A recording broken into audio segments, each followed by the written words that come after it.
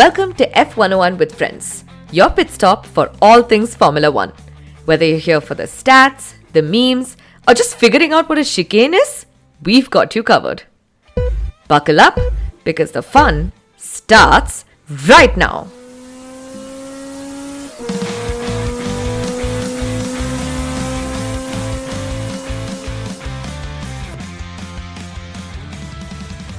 Hi everyone, my name is Nisha, a newbie F1 girlie who is desperate to make more friends so that I can talk about this sport all the time. Each week, a new guest will join me on this journey, from seasoned F1 fans to other curious newcomers, and we will explore what it is about this million-dollar sport at gravity-defying speeds that we just can't stop watching. We'll try to break it all down in a way that's fun, relatable, and hopefully try to explain some of the tech talk.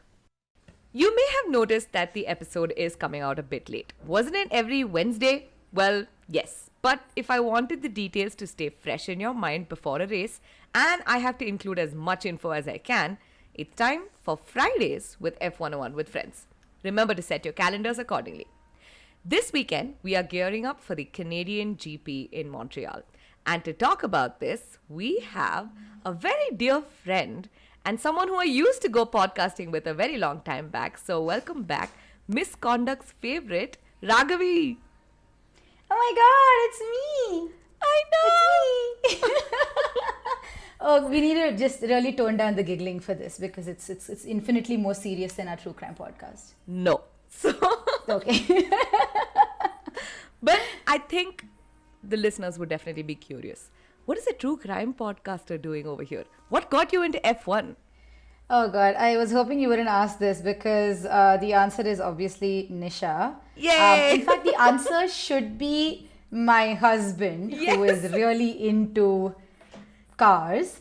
But then he never really got me into F1 as much. And I think he was on some level slightly gatekeeping it. But that's okay. Not all of us are mechanical engineers who are really into the engineering of it. Some of us are here just for the gossip. And that's what really got me into F1, truly and fundamentally.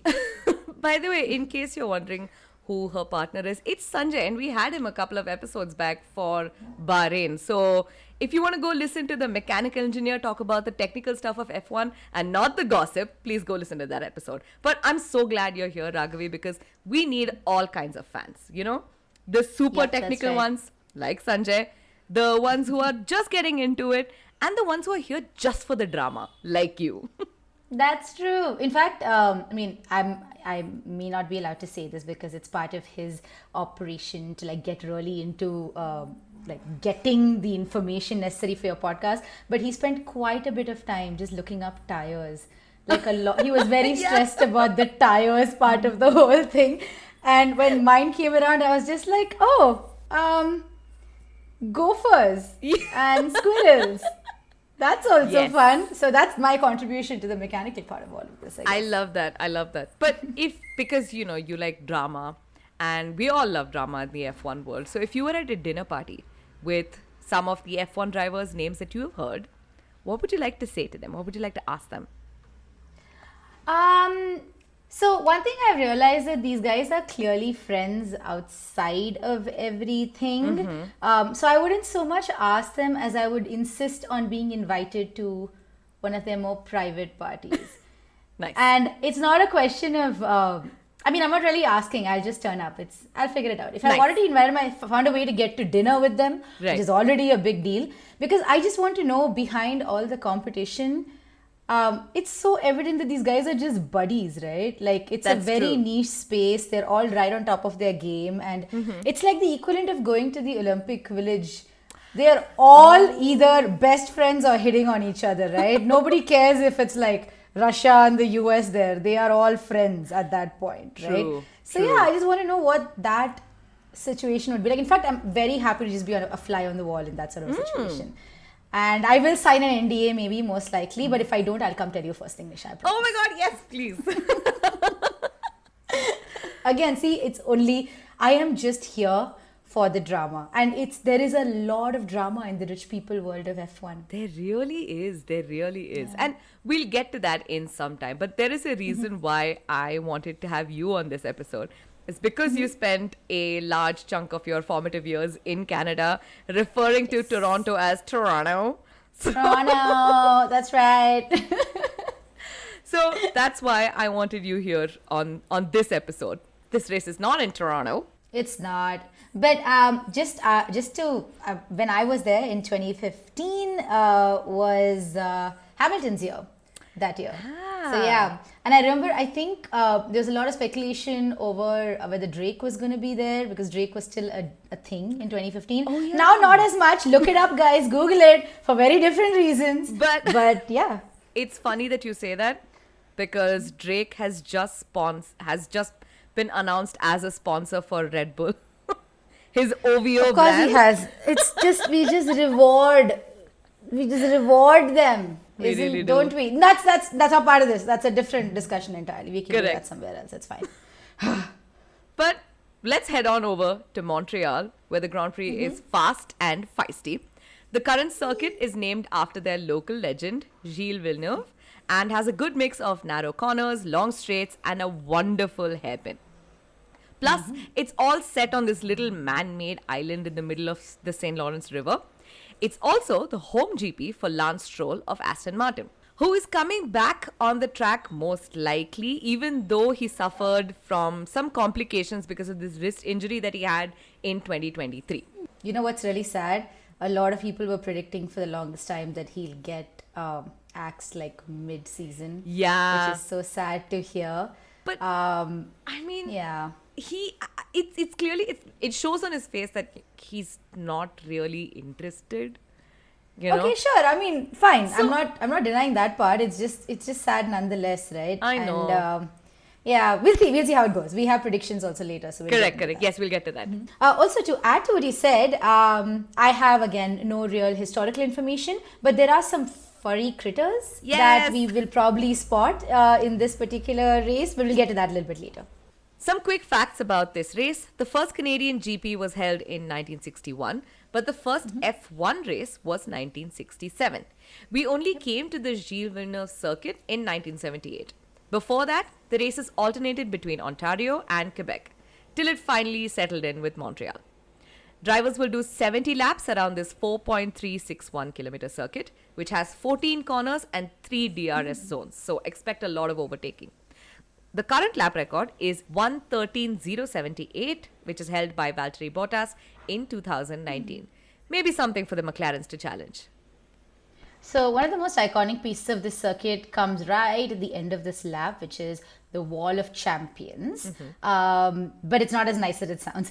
It got its name after seeing multiple crashes into the wall at the final chicane. So during the 1999 GP, Damon Hill, Jacques Villeneuve and Michael Schumacher all crashed in. And yes, so the name Wall of Champions is meant to be sarcastic at this point.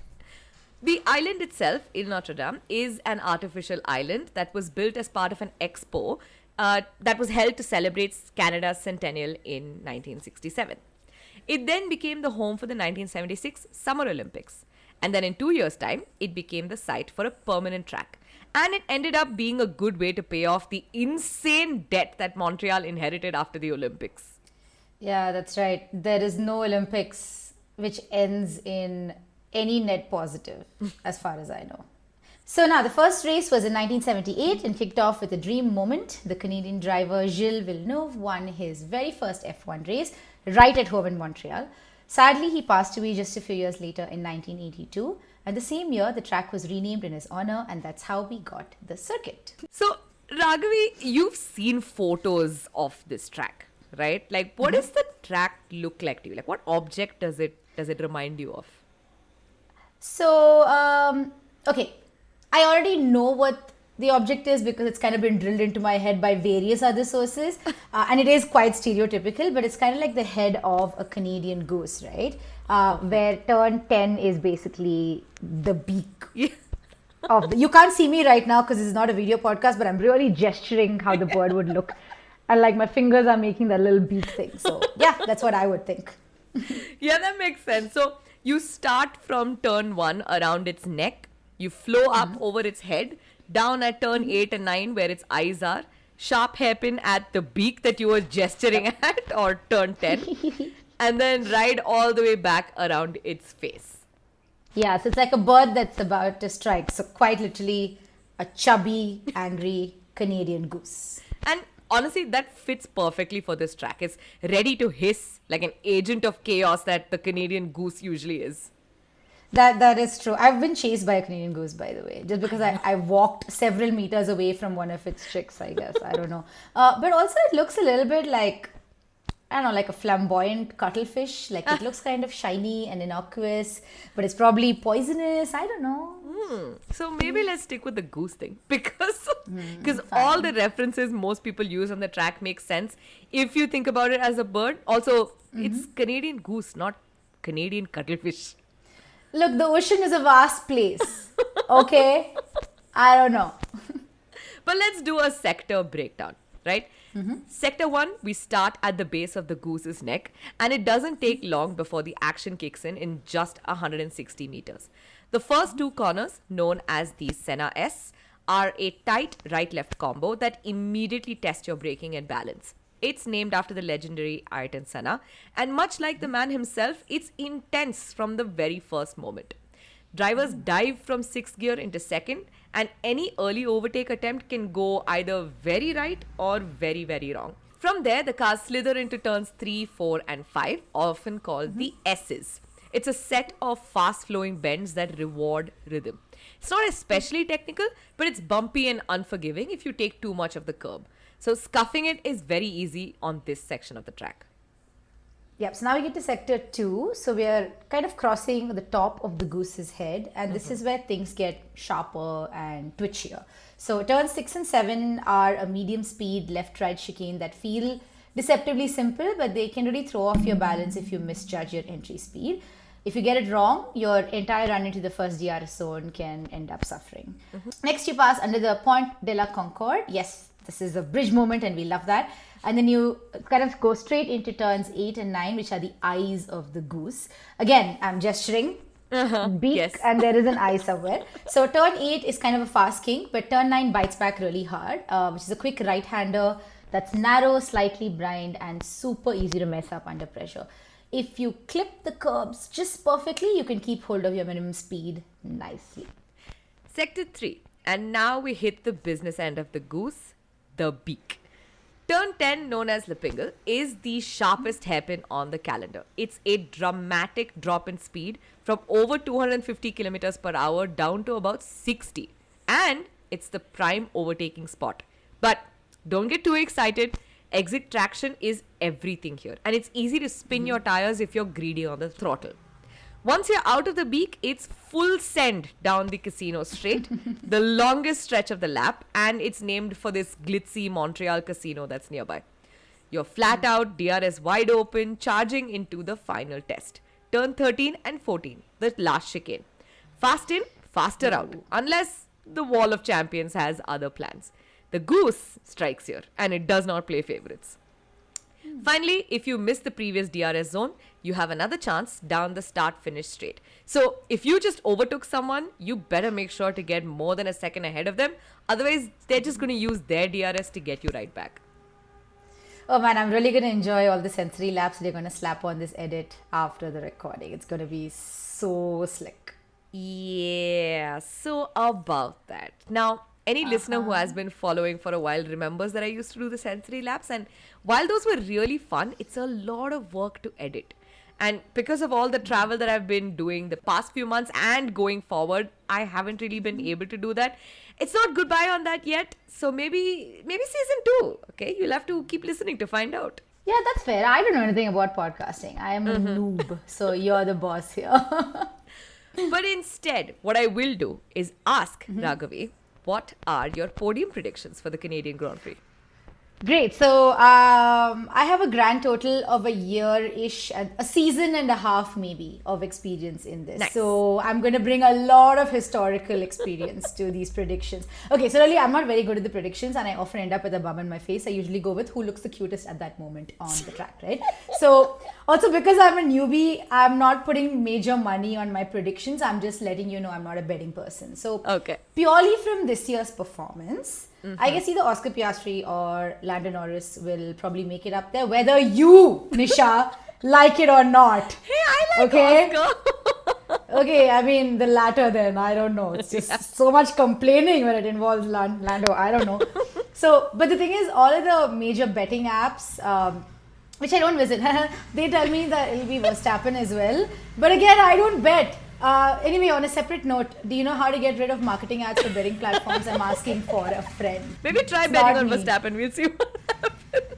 Maybe. I mean, that'll be one of the easier bets because I saw, it's so sad. Tsunoda had such a low set of odds on Dude. some of these apps. It's like the profit you'll make out of it is like $10,000 Oh. if he makes it even up to the podium. And I just felt really bad about that. Honestly, Sonoda's at a point where if he makes it to top 5, I'm excited. It's so sad because the curse of that second Red Bull seat, it's not like a lot of people like to say that they make the car for Max.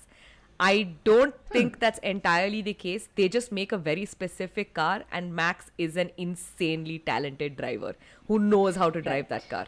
So it's nobody else seems to know how to drive that car, and they all suffer. It's sad. In fact, when they announced that Yuki's going to move to Japan, I just took all of my love and hopes for him and threw it down a well. Aww. Poor thing, man. I know. But yeah, again, it's a tough situation across It is, the board. it There's is. a lot riding on it, so what do I know? But I agree with your predictions mostly. I think I am going to throw in a Mercedes in there as well. The Mercedes Okay. of George Russell, not Kimi, who's a baby. Because Mercedes usually does better in colder conditions, and Montreal is not that hot. Okay. And George seems to be really on it. He's one of those he's become like a proper consistent driver. Like everyone else goes up and down. He Right. may not be top mark student, but he's like 80%, and a cumulative 80% does good for you. So Okay. I You're do going see- entirely on sort of average performance overall and like actual conditions, like Yes. you're looking into something a little more in depth. I am quite literally going by what is currently popular. Okay. Again, it's not a betting thing. I'm fine. I'm just saying because I'm still learning. There's a lot I still have to learn. And I really have to start looking beyond what is the cutest person really on the track. I will do that eventually. I'll get there. I promise. But that's the whole point of the podcast. We will give you the history so that you can make more informed decisions. Yay. But speaking of history, the Canadian Grand Prix wasn't always in Montreal. It began as a sports car race at Mosport Park, Ontario in 1961 and joined the Formula One calendar in 1967. In those early years, races hopped between Mosport and the beautiful yet bumpy Montreal circuit. Until, of course, safety concerns made Montreal too risky, and by 1970, Mosport became the sole host. Right, so by 1977, Mosport's dangerous crest also sparked some alarms when a horrific crash sent a car flying into the television tower. This was quite a scandal at the time. This is the only track kind of left as well, so there was kind of a rush to figure out what to do after that, right? So the race organizers needed a safer, more modern home and quick because there's a lot of money riding on this. You don't mess around with that F1 contract. So enter El Notre Dame as the circuit that it was known back then, not in great shape. So with barely months to prepare, local engineer and racer Roger Piet mapped public roads onto sort of an F1 grade circuit. $2 million later, it was ready for its debut F1 race in October 1978. And good it happened too, because I've seen the Mosport track, like pictures of it. Even if they level that thing out, which was impossible, but if they did it, it would be such a boring track. It's just like just a little circle, effectively. Oh, thank God. I am so tired of like the boringest of tracks. Like, give me technical corners. Give me drivers struggling to turn their car and then having to turn it again. Yeah, give me a wall of champions where fatality remains low, but entertainment value remains as high as potentially possible. Yes, exactly that. So the inaugural F1 race at the new track was the stuff of legends, as you had mentioned. Canadian Ferrari rookie Gilles Villeneuve claimed his first ever F1 victory on home turf, etching his name into history. However, the race was in October and it was chilly. And that's an understatement. It was one of the coldest F1 races with track temperatures near 5 degrees Celsius. So you just have to imagine slow warm-ups, freezing tires, and just another layer of challenge before the circuit now moved to its now traditional June date. So interesting point about Gilles, he started his career with snowmobile racing and he used his winnings from that to fund his F1 career. Something about that origin story is just so perfectly Canadian. I know. Yeah. The only thing missing is that he had a huge maple leaf on his helmet. Yeah, even the track named after him, it also looks like a goose. Like at this point, it's... That's true. Yes. I mean, yeah. Gilles unfortunately died in a tragic accident in 1982 at the Belgium Grand Prix, after which the circuit was renamed Circuit Gilles Villeneuve. And since then, it's held a special place in hearts everywhere. This privilege currently being abused by his dumb son and former champion, Jacques Villeneuve, who said some awful things about Danny Rick last year and then insulted Kimi this year for bringing his school friends to the paddock on Imola. Please, God, please do not give him a mic this year. No, not Kimi the baby. I know. That's so sad. I'm just always an underdog person, except of course when the money comes up and I have to put in the money in those betting apps. Again, not me personally, is putting it out there. Speaking of Danny, yeah. I think him and Villanelle teamed up in 2023 to be commentators for ESPN. So I caught some of the highlights on my Instagram feed later on, and there's also a clip on YouTube from the 2023 Canadian GP. And he being Danny is talking about how the best part of not racing anymore is that he can eat as much poutine as he wants. And it starts off a little awkward, but he kind of sort of slips into it. If anything, his guests just seem really into talking to him. He just seems like a charming dude. Yeah, so. he is. I mean, I have to give it to him. At least he's being positive. Yeah. I mean, he's also really rich. So, Man, good for him. Good for him. He has this brand called Enchante. And they've got like really nice sweatshirts and stuff like that. But like one tiny thing is like 3,000 rupees. Yeah, that's like one cap or something is 3,000 rupees. And I was like, you know what? It's nice on the screen only. Yeah, like a thimble is like just one kidney, and then you pay customs duty. Oh my God, I forgot about customs. Yes. Yeah, I mean, it'll be the worst if somebody in the customs department is an F1 fan and they see this and they're just like, oh, madam wants to bring this into the country, oh, and then he just holds it back, and now you're spending like years and years fighting to get this goddamn thing. The one, the thimble. Oh man. But yeah, Danny on that one commentating session was I'm not trying to be Jacques Villeneuve here, but I really don't think Daniel should consider that as a new career option. I'm not entirely sure how many people actively tuned in for that commentary. I don't think actively tuned in, but it had like about 200,000 views or whatever on YouTube. Yeah. So that's not a lot for what this sport is supposed to be. So yeah. Fair. Yeah. However, in 2005, the Canadian GP was the most watched F1 race in the world, and it ranked third in global sporting event viewership, which is behind just the Super Bowl and the UEFA Champions League final. And that year we had a McLaren and 2 Ferraris on the podium. So maybe this year? That's wishful thinking, or maybe Fine. It could. I think a lot of people are hoping for that McLaren this year also, but I don't know. McLaren regardless, will make it. Ferrari? No, at the end of the day, like I said, actually you said that. I didn't say anything about that. It's so dependent on everything from track conditions to where they are. And also just the kind of pressure that sort of trickles down over time as performances just keep kind of waning with some of the teams. So I don't know. Again, I'm not committing because my life savings are not at stake here. Moving on. So let's talk about some of the best moments, right, at the Canadian Grand Prix. The track is high-speed drama and walls. It's kind of like the Australian track in that it's a part permanent circuit, part street track, and it has given us many memorable moments. We start in 1991, where Nigel Mansell dominated every lap in his Williams, coasting towards a clear win. But in a heart-wrenching twist, his engine stalled just 100 yards before the finish line.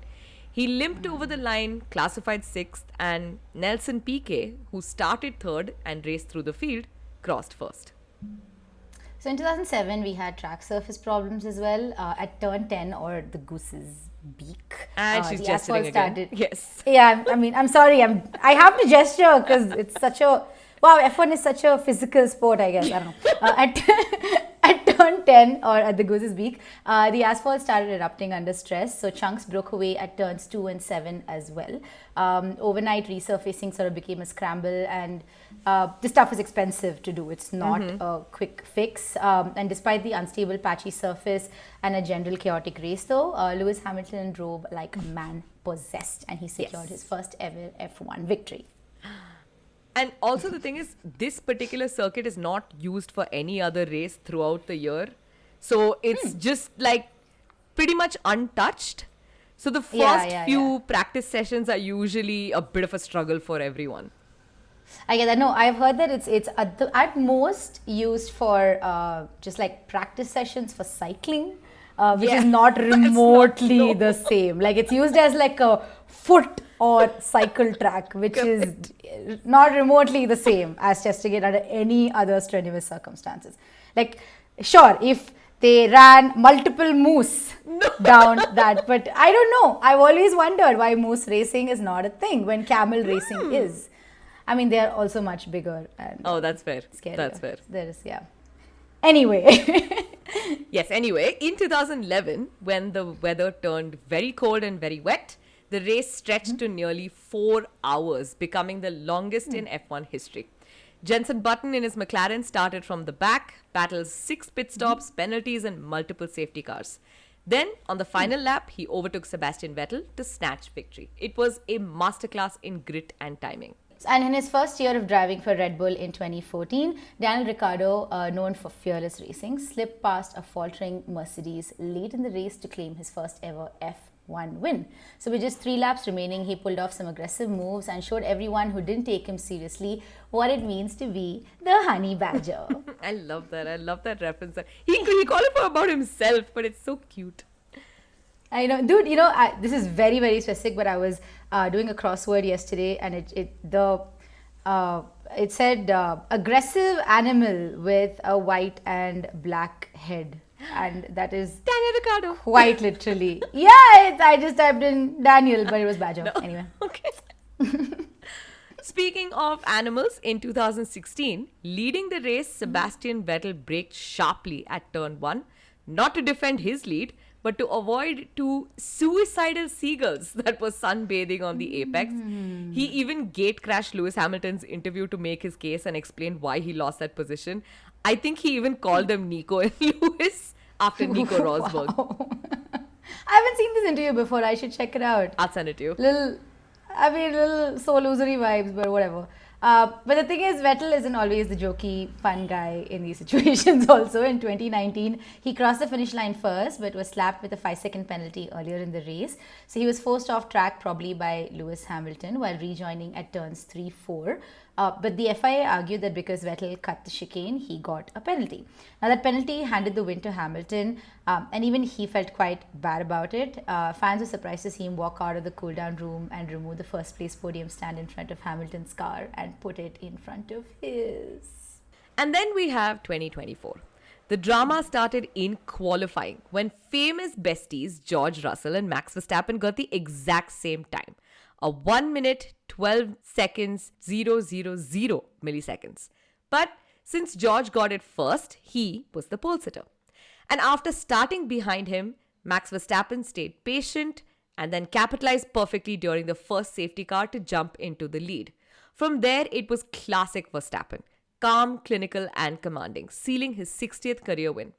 For Sergio Perez, oh my God, the nightmare just continued. He struggled in qualifying, he was nowhere in the race and eventually retired after damaging his car.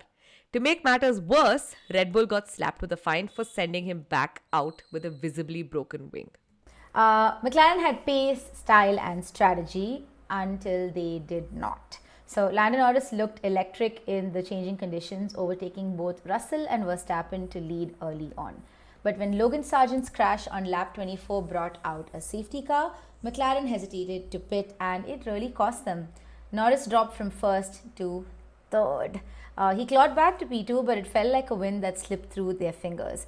Oscar Piastri delivered, a quiet, strong, controlled drive in the background. He avoided chaos, executed his strategy cleanly, and finished fifth, helping McLaren secure big points on the constructors' standings. This was the comeback Mercedes really needed. George Russell started on pole, his first since Hungary 2022, and he held off Verstappen in the early laps. But as the track dried and strategies shuffled, he lost ground to both Norris and Max. Late in the race, with a tyre advantage, Russell overtook his teammate and brought the car home in P3, their first podium of 2024. Lewis Hamilton, meanwhile, called it one of his worst drives. Despite that, he managed P4, clocked the fastest lap on the final circuit, and showed solid pace in clean air.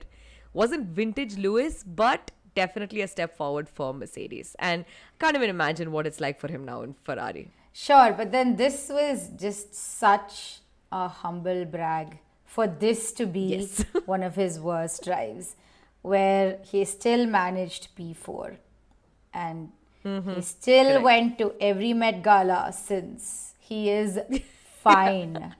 Whatever, he's too cute. I can't be mad at him. It's fine.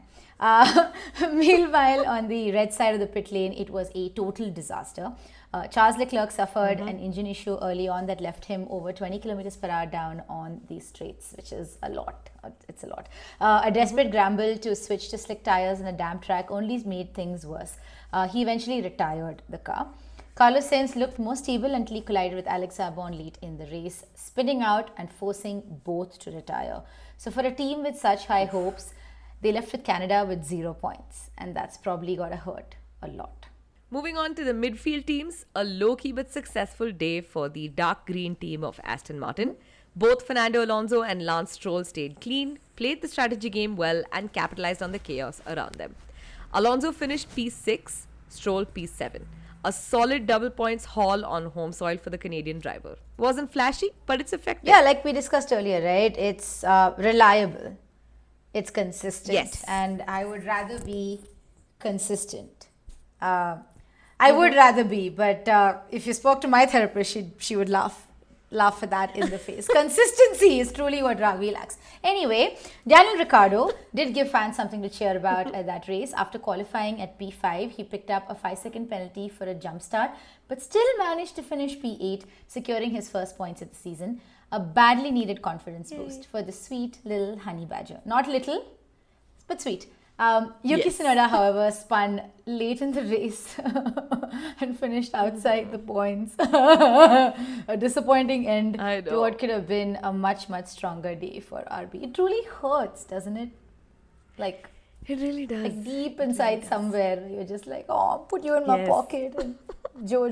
I know, that's exactly how I feel about Yuki. Man.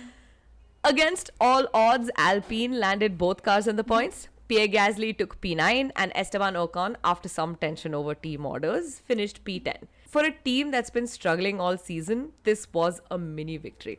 It's not glamorous, but deeply satisfying. Haas rolled the dice at the start by putting both cars on full wet tires, while everyone else went with intermediates, and it worked.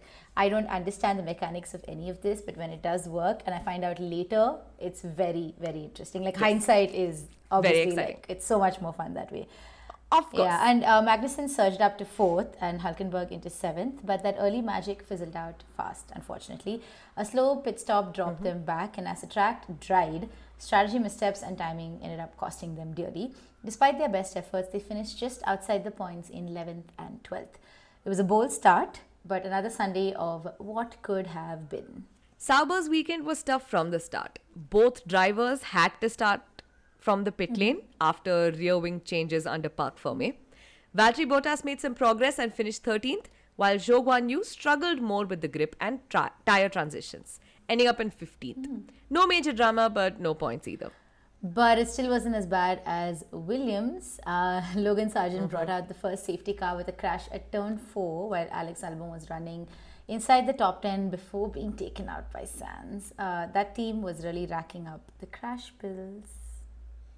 Oh, so besides the Constructors' Championship, which basically measures the amount of points that a team gets, there is a Deconstructors Championship. Oh no, it's the Razzies of the F1. Yes. That's awful.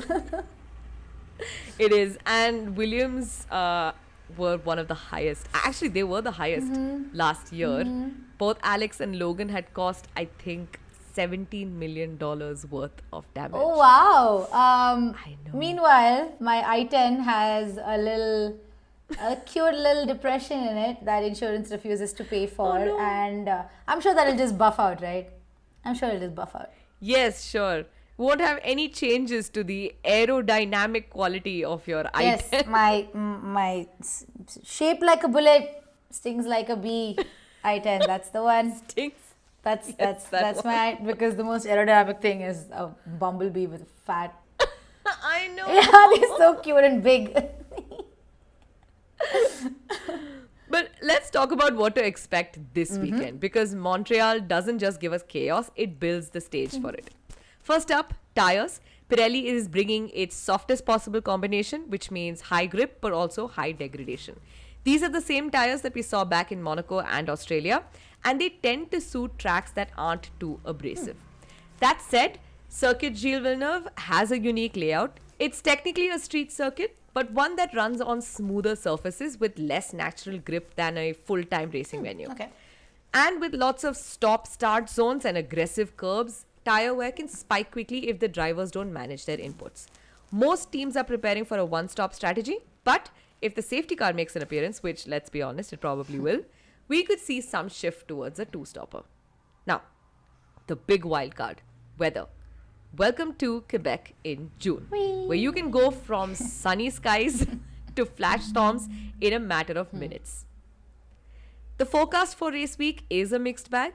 We're looking at mild temperatures hovering between 20 to 25 degrees Celsius, but there's a real chance of shower and thunderstorms. So, exciting. Yeah, in terms of performance as well, this track should reward cars that are strong on traction and stable under braking. That's why a lot of eyes are on McLaren and possibly Mercedes this weekend. Both teams have shown excellent tire management lately, especially in mixed conditions, and the cooler temperatures always help these cars. That said, climate change, and also it's summer, which means, like you said before, it can get humid, we can get warm, things can change up very, very quickly. Of course, you can never count out Red Bull, especially with Max Verstappen in the mix. He is the king of adaptability. You can throw changing grip levels, awkward curbs, slick transitions at him, and he usually comes out ahead. The other team that I usually look out for is Williams because of their straight line speed. Last week, they said that they would be bad in Spain, and they truly lived up to it. But this weekend could be something special. They said what they said, and they did what they said they would do. It's fine. Like, what were you expecting? It's if it's anybody else's fault if they were expecting more out of that. It's that simple. Now, sonne Yes, types, exactly it's like it's quite like that. Yeah, I told you. Yeah. Before we end this section, we need to talk about two Canadian natives, Lance Stroll and groundhogs. So, Lance Stroll's wrist hasn't fully healed since his 2023 cycling crash. He missed the Spanish Grand Prix because his wrist was acting up. Now, here are some conspiracy theories, right? Apparently, he was angry that Alonso was able to beat him in qualifying, and we know that he tends to throw a tantrum or two. You know, he's typical Sharma ji ka beta. In that anger, he punched a wall. And I don't care how fit you are. When your wrists were already not at the best, maybe that's not the best idea. Oh, this was post. So that is just dumb. Correct. Okay. But I mean, that's the thing about like vroom, fast. You know, you're not like really thinking things through like consistently. My God. So Aston Martin have been working very hard to make sure that he does recover, and we will see him on track this weekend. But I don't know, maybe this is a sign of things to come. Maybe he's just going to be like, no, it's too painful. I did it because it was Canada, but I quit. Oh, okay. What could he have to do after that? Who knows these things? Winter sports. He's actually very good at snowboarding. Oh, okay. All right. Yeah. All right. Makes sense. I mean, to be fair, he has other things to do. That's how he ended up with his wrist messed up. So, I mean, that's the thing, right? As long as he's not pivoting really hard into the podcast scene, I'm okay with. I'm okay with just about it. Are you afraid he's going to take my job? No, it's just that men podcasters, especially former heroes, transitioning hard into that right-wing space is just such a bummer. And it happens so often. Not that I'm anticipating that, but you just never know. You just never know. Just keep cycling, keep snowboarding, just do your fun stuff. Yes. Wear a helmet. Yes, wear a helmet. Yes, correct. Yeah. Oh, also, you can't talk about Montreal without mentioning its furry little friends who get some of the best seats possible. So, groundhogs have been interrupting F1 sessions for decades, whether it's during practice or in races. In fact, teams have had to relocate dozens to nearby parks before race weekend. But usually one or two still somehow manage to sneak onto the track. In fact, I've read reports of people within the FIA trying to cover up the holes in the grounds, and they're like, but they just dig so well, they find another way out. Even Max Verstappen almost hit one last year, and I think other seasons have seen squirrels and foxes, and we mentioned seagulls earlier as well. So, yeah. You know, one of my favorite animal sightings on the track was the 2016 Singapore GP, and we will bring this up when we get to Singapore, but Max Verstappen spotted this giant monitor lizard, and his race engineer found it the perfect time to make some Godzilla jokes. I really appreciate this from GP. And that's the thing with Canada, right? They're very particular about wildlife conservation. Yeah. So they cannot just get rid of the groundhogs or just the animals in general.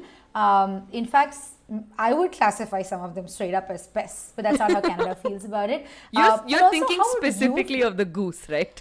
No, just maybe I am, okay? It's not a biased thing. It did chase after me, and it's so scary. I can't explain to you how giant their wingspan is when they are running after you, okay? And it's for no goddamn reason. This is true. I'm not the first one. There's a Reddit subreddit for my university where once, every couple of weeks in the winter, people just post videos of someone like a goose chasing after someone. It's just too funny. I've also been skunked, by the way. That's also a thing that happened. No. So, I mean, you can get it out. It's all hard, but I got it off my shoes eventually. Fair enough. But yeah, this is just something Canada does. They're very, very particular about their wildlife. They're not going to just get rid of them. And to be fair, how would you feel if someone built a whole racing track in your house? Okay. Me, how would I feel? Very excited. Right. Wrong person to ask. I'm so sorry about that. Anyway, we can expect some freeloader wildlife at this track in particular. So keep your eye on the live camera. You might just see a cameo on the grid. It'll be very, very cute. For the last portion on the F1 jargon that we normally cover. Now, we've been speaking about motorsport for a while, but Ragavi, you and I share another passion, and that is food. Alcohol. Food. Oh. Food. It's food. That's right. Yes. So I'm sure you've seen F1 has a bunch of sponsors. Yes. You have your basic Salesforce, Louis Vuitton, PwC, because how to take care of all of the money laundering. It's not laundering if it's planning. Oh my god, Nisha, you're such a pleb. Oh, I'm sorry, I'm not rich. Yeah, that's why. If I could just call that as tax planning, and I'd be okay with doing that, I would be so rich. I know, right? Oh well. But yeah, I've seen, Louis Vuitton is in there, Tag Heuer is in there. There's a bunch of really high-end sponsors. They finally are going to have, I guess, a real champagne as well, because Moet and Chandon also got back as one of their sponsors recently. So yeah. Correct. So those are the official sponsors that we tend to read about quite often. But there are two sponsors that I'd like to focus on in particular. Aha. And the first one is the official pasta of F1. What? I mean, I knew this. I don't know why I'm reacting like this. I knew this already. It's Barilla. Yes, exactly that. I remember seeing when it first came out, some subreddit somewhere had posted, yes, finally the logo we all needed, eat pasta, race faster. Yes, I know.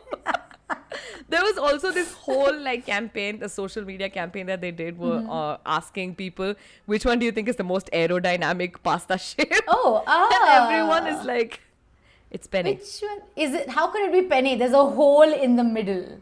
Oh, does that help? Okay, I didn't think about that. It's aerodynamic structure. I think I'm very partial to fusilli. Although The spinny? yeah, we should let's do that. Let's put a bunch of pasta in one of those BB guns things and see how fast they go. That's the only way we'll know. We have to do this for science. Yes, we must. Official research starting soon. Yeah, can you imagine if like all the cross beams had to be like spaghetti or something? Like you have to build pasta into your car because they make you do I that. would love that. It would be too funny, man. Just like this is too many jokes. It's just too many jokes. But Barilla is at least like a brand, like it's a brand name and a product that I actively recognize. And it's they make great pasta. They also have little playlists on Spotify for how long it takes to cook their pasta.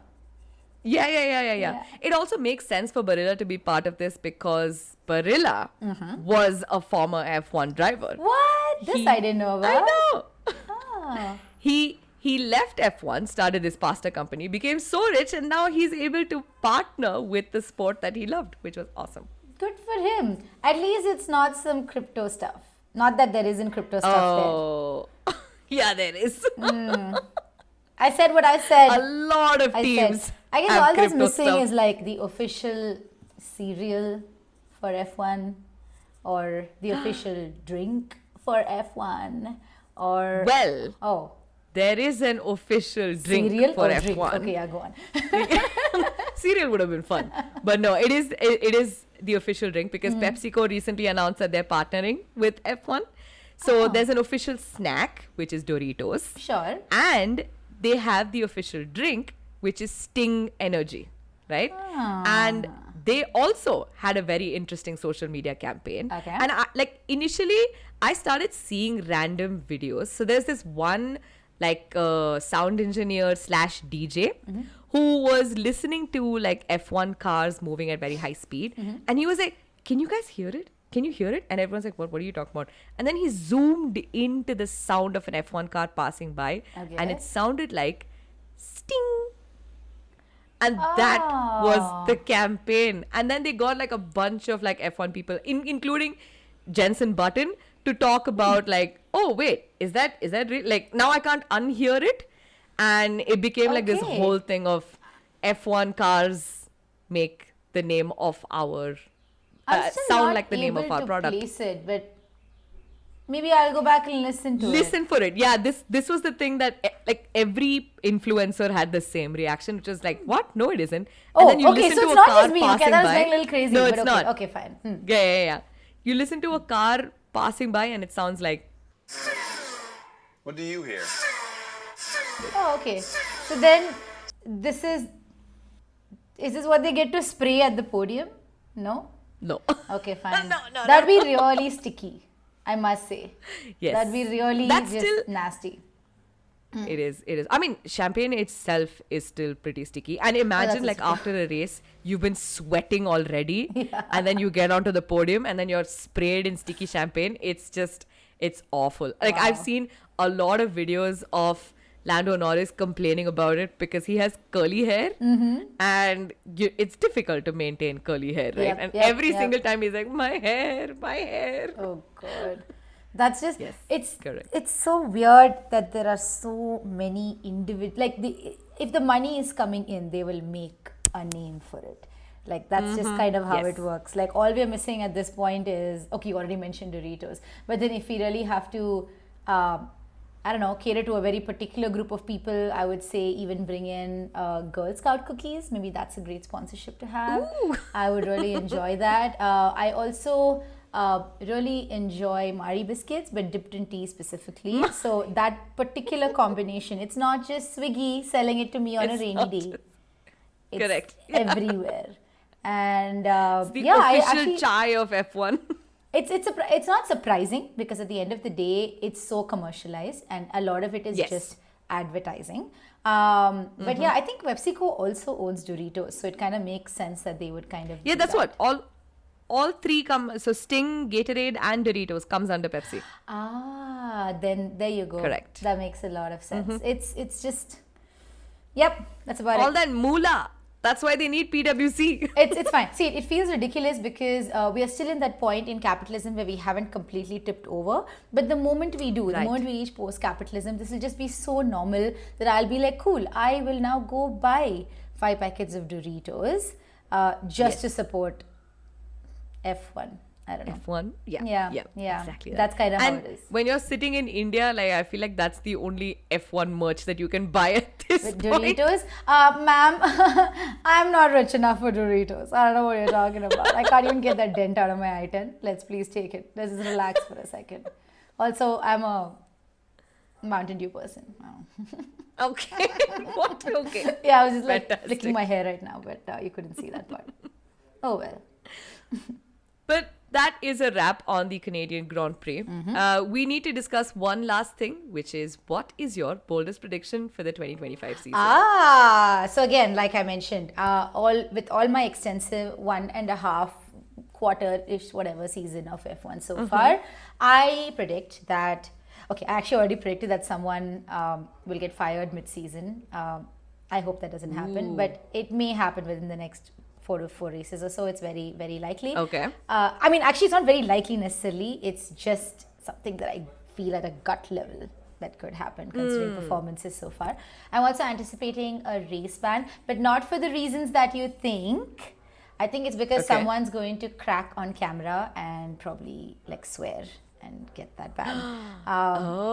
Yeah, it's how long? I mean, even on the ban thing, right? I'm actually hoping that there would be a strike for at least one race. I know, like, for whichever race that is going to be, the local community is really going to suffer because this is a huge commercial opportunity for a lot of these people. I wouldn't want to be that kind of a person. But it's obvious that the races are so frustrated with a lot of the rules that are currently in place that they just might crack. And because at the end of the day, they are united by a common enemy. It just seems so likely, right? And lastly, I think this will come November, if I'm not wrong. But I'm personally hoping for a lot of Las Vegas drama this time as well. Oh my God. It was very entertaining last year, and it was a long, drawn, constantly giving sort of a thing. And that was actually the first time I got into F1 because everything you told me about everything from the billboards being placed strategically, like all of those things, right? Like it was just that I was just like, wow, what a petty sport. Like it's so petty. Oh my God. Actually, I had one last piece of like Las Vegas drama to tell you, which this happened like last year. Okay. Basically, they did so much hype and everything in 2023. They thought that they would be able to sell these like Lewis Hamilton packages, which is like a all you can eat, stay taken care of, drinks, everything for like very high prices, right? Okay. Mm-hmm. And it's just his didn't sell branding them. on just like selling. Yeah, stuff. it's just his branding. No, Right, you don't actually get to meet him. No. Yeah, that's what I was It's thinking. like a Like, paddock where will pass, this go? the works. Okay. No. They had all of that put together and they thought they'd be able to sell it at like a very premium price and nobody bought it. And then they sold it like 2 weeks before the actual race for the price of a race ticket. Oh no. It's my God. In fact, my long-term game plan is to buy like general admission tickets for the Las Vegas race and just like wait 2 weeks. Wait to see what packages go like really cheap and then just get that. Man, I mean, also, we are in a recession as much as people don't want to tell you that. That is true. It's very hard to That sell is these true. sorts of things unless like there's something compelling that will push them, right? Yes. And you're denying the city the opportunity to like actually truly host because it's not just Correct. about the casinos and who stays there and stuff like that. It's the people who are actually who live there and contribute to the economy, right? You're not quoting those people, which is really sad. At all. Yeah, and it's going to come back to bite you in the ass, especially like a country like the US where they care about that kind of stuff. So, Correct. yeah, it's not a legacy thing. Soon It's enough. just starting. It's not that you cannot rely on legacy for something like that, you know? So, Yeah. True. Oh well, I can't wait for that. Just Vegas drama is like my favorite kind. I will keep you posted. When we get to Vegas, I'm sure there'll be drama. Yay. But next week is a break. But right after that, we head over to Red Bull's home in Austria at the very creatively named Red Bull Ring. To our amazing listeners, what do you think? Drop your hot takes in the comments, send us a message, or tag us in your wildest predictions. Don't forget to follow, subscribe, and share F101 with friends because this community is just getting started. If you have any queries or you want to be a friend on the pod, please reach out to me on Instagram. Link is in the description. Special shout out to Ashwati and Kevin who support the podcast and also my mental health. Thank you, Ragavi. I have been your host, Nisha, and we'll see you on the next episode of F101 with Friends.